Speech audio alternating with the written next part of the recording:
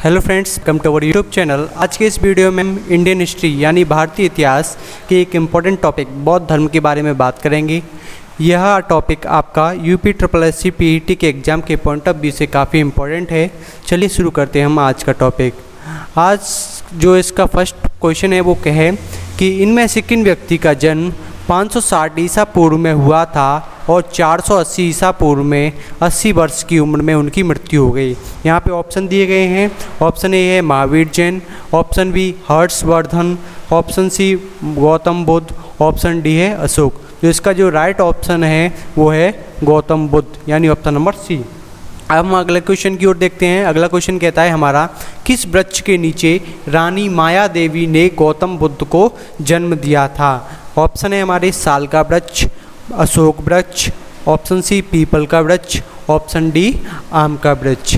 तो यहाँ पे जो हमारा करेक्ट ऑप्शन है वो है ऑप्शन ए यानी साल का वृक्ष।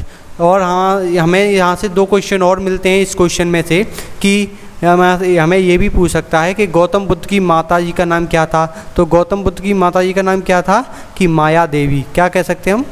माया देवी। और इससे एक और क्वेश्चन निकल के आ सकता है कि जो गौतम बुद्ध जी को अपने ज्ञान की प्राप्ति हुई थी वो किस वृक्ष के नीचे हुई थी?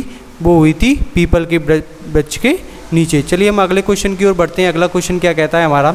अगला क्वेश्चन कहता है कि बौद्ध धर्म की नींव किन महान सच्चाइयों एवं अंगीय पथ पर आधारित है। मतलब हमें इस जो गौतम बुद्ध वो बौद्ध धर्म के बारे में इसमें पूछ रहा है कि सच्चाइयों और अंगीय पथ के बारे में पूछ रहा है इसमें। तो गौतम बुद्ध जो बौद्ध धर्म की जो महान सच्चाइयाँ थीं वो थीं 4 और जो अंगीय पथ थे वो 8 पथ थे।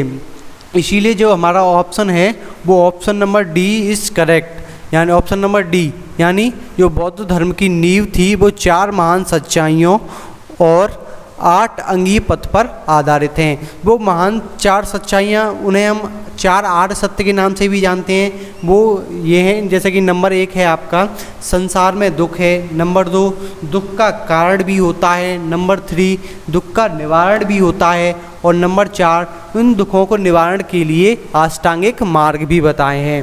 और जो हम अंगीय पथ पर की बात कर रहे हैं वो गौतम बुद्ध के द्वारा दिए गए अष्टांगिक मार्ग हैं। उनमें से जैसे अष्टांगिक मार्ग कौन कौन से हैं? जैसे आपका सम्यक दृष्टि, सम्यक संकल्प, सम्यक वाक, सम्यक कर्मांत, सम्यक आजीव, सम्यक व्यायाम, सम्यक स्मृति, सम्यक समाधि। ये क्या है? आपके 8 अष्टांगिक मार्ग हैं। जो अंगीय पथ हैं उन्हें हम अष्टांगिक मार्ग भी कहते हैं। वो 8 दिए गए थे जो मैंने आपको अभी अभी बताए। अगले क्वेश्चन की ओर बढ़ते हैं हम। अगला क्वेश्चन कहता है कि निम्नलिखित में से कौन सा भगवान बुद्ध की 4 महान सच्चाइयों में नहीं है। मैंने आपको 4 सच्चाइयों के बारे में बताया था, उनमें से कौन सा नहीं है? जैसे संसार दुखों का घर है, बिल्कुल सही है। दुख का कारण इच्छा है, ये भी सही है। यदि इच्छाओं से छुटकारा नहीं मिलता है तो दुखों से निवारण हो सकता है, ये बिल्कुल गलत है। अगर आपको इच्छाओं से छुटकारा मिल जाता है तो आपको दुख से भी निवारण हो जाता है, ये होता है। ठीक है, हम अगले क्वेश्चन की ओर बढ़ते हैं। अगला क्वेश्चन क्या कहता है हमारा?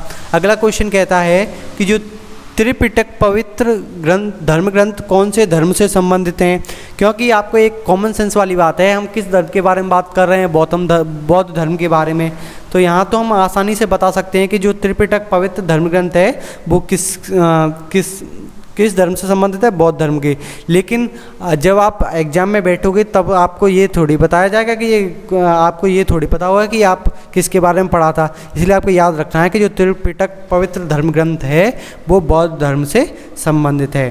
चलिए हम अगले क्वेश्चन की ओर बढ़ते हैं। अगला क्वेश्चन हमारा कहता है कि त्रिपिटक किन उपदेशों का सबसे पहला संग्रह है? किस धर्म के उपदेशों का सबसे पहला संग्रह है? जो त्रिपिटक है वो किससे संबंधित है? बौद्ध धर्म से। तो ये जो हमारा ऑप्शन है वो ऑप्शन सी इज करेक्ट यानी जो त्रिपिटक है वो बौद्ध धर्म के उपदेशों का सबसे पहला संग्रह है। जो त्रिपिटक जैसे नाम से ही हमें पता चल रहा है, इसके 3 पिटक थे।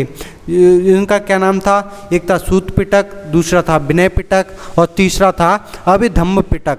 ठीक है, ये क्या है? त्रिपिटक के नाम है। चलिए हम अगले क्वेश्चन की ओर बढ़ते हैं। अगला क्वेश्चन क्या कहता है हमारा कि गौतम बुद्ध ने अपना प्रथम प्रवचन कहाँ दिया था? गौतम बुद्ध ने अपना प्रथम प्रवचन कहाँ दिया था?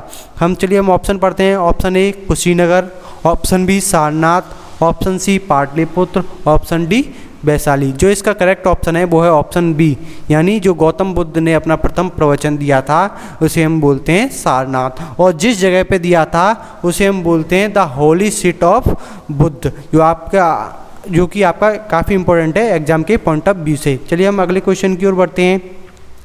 अगला क्वेश्चन है हमारा कि गौतम बुद्ध को ज्ञान कहाँ पर प्राप्त हुआ था। गौतम बुद्ध को ज्ञान कहाँ पर प्राप्त हुआ था? तो इसका ऑप्शन ए है बोध गया, ऑप्शन बी है अमरनाथ, ऑप्शन सी है आपका कुशीनगर, ऑप्शन डी है आपका लुम्बिनी। तो आप सभी को पता है कि गौतम बुद्ध जी को ज्ञान कहाँ प्राप्त हुआ था। आपका करेक्ट ऑप्शन कौन सा है? ए, यानी गौतम बुद्ध जी को बोध गया में ज्ञान प्राप्त हुआ था। और किस वृक्ष के नीचे ज्ञान प्राप्त हुआ था? पीपल के वृक्ष के नीचे। ठीक है, चलिए हम अगली क्वेश्चन की ओर बढ़ते हैं। अगला क्वेश्चन कहता है हमारा कि बौद्ध ग्रंथों का अध्ययन करने के लिए विजयवाड़ा में कौन सा चीनी विद्वान रहा। तो हमें ये बताना है कि जो बौद्ध धर्म का जो अध्ययन करने के लिए जो चीनी विद्वान हमारे देश के विजयवाड़ा शहर में रहा था वो उसका नाम क्या है। तो ऑप्शन से हम देखते हैं कि ऑप्शन ए इसका दांग जंगोहुंगसू, और ऑप्शन बी है जुआन जियांग, ऑप्शन सी है कुई विपिंग, ऑप्शन डी है डांग फांगसुओ। जो इसका जो करेक्ट ऑप्शन है वो correct option number B is the correct, यानी जो हमारे गौतम बुद्ध के जो बौद्ध ग्रंथों का अध्ययन करने के लिए जो विजयवाड़ा में चीनी विद्वान रहा था उसका नाम क्या था? जुआन जियांग। अगले क्वेश्चन की ओर बढ़ते हैं। अगला क्वेश्चन कहता है हमारा कि बौद्ध गया किस भारतीय राज्य में स्थित है। ऑप्शन पढ़ते हैं हम इसके। ऑप्शन ए कहता है Odisha, option B Bihar, option C है झारखंड, और ऑप्शन डी है पश्चिम बंगाल। तो बौद्ध गया किस भारतीय राज्य में है? हमारा करेक्ट ऑप्शन है ऑप्शन नंबर बी, यानी बिहार। बौद्ध गया बिहार में स्थित है। चलिए हम अगले क्वेश्चन की ओर बढ़ते हैं। अगला क्वेश्चन कहता है हमारा कि गौतम बुद्ध ने अपने उपदेशों में जनसाधारण की किस भाषा का प्रयोग किया है। जो अपने उपदेशों में किस भाषा का उपयोग किया है, जनसाधारण की किस भाषा का उपयोग किया है। तो इसमें हम ऑप्शन पढ़ते हैं। ऑप्शन ए है मगधी, ऑप्शन बी है संस्कृत, ऑप्शन सी है प्राकृत, ऑप्शन डी है पाली। तो कौन से उसका किस भाषा का प्रयोग किया है? तो इसका जो ऑप्शन डी है वो ऑप्शन डी इसको क्या है? एकदम करेक्ट आंसर है। गौतम बुद्ध ने अपने उपदेशों में जनसाधारण की पाली भाषा का प्रयोग किया था। तो जो अगले क्वेश्चन की ओर पढ़ते हैं। अगला क्वेश्चन कहता है हमारा कि जातक कथाओं में किसके जन्म और उनके पूर्व जीवन का वर्णन मिलता है। गौतम बुद्ध, तो इसका जो करेक्ट ऑप्शन है वो कौन सा है? Gautam Buddha. Option A is the correct option. मतलब जो जातक कथाओं में गौतम बुद्ध के जन्म और उनके पूर्व जीवन का वर्णन किस में मिलता है? जातक कथाओं में। ठीक है, अगले क्वेश्चन की ओर बढ़ते हैं। अगला क्वेश्चन कहता है हमारा कि जैन धर्म और बौद्ध धर्म के उदय में ईसा पूर्व कितनी शताब्दी में धार्मिक अशांति देखी गई थी। तो इसका जो करेक्ट ऑप्शन है वो है सी, ऑप्शन सी, यानी 6ठी शताब्दी में जो धार्मिक अशांति हमारे भारत में फैली हुई थी। जो 6ठी शताब्दी में क्या हुआ था, ऐसा एक तो ये हुआ था मगध साम्राज्य की स्थापना हुई थी और वैदिक धर्म की जो रूढ़िवादिता कट्टरपंथ थी वो उससे क्या था, आदमी क्या होते ऊब गए थे। इस वजह से जो धार्मिक अशांति थी वो हमारे भारत में फैल गई थी।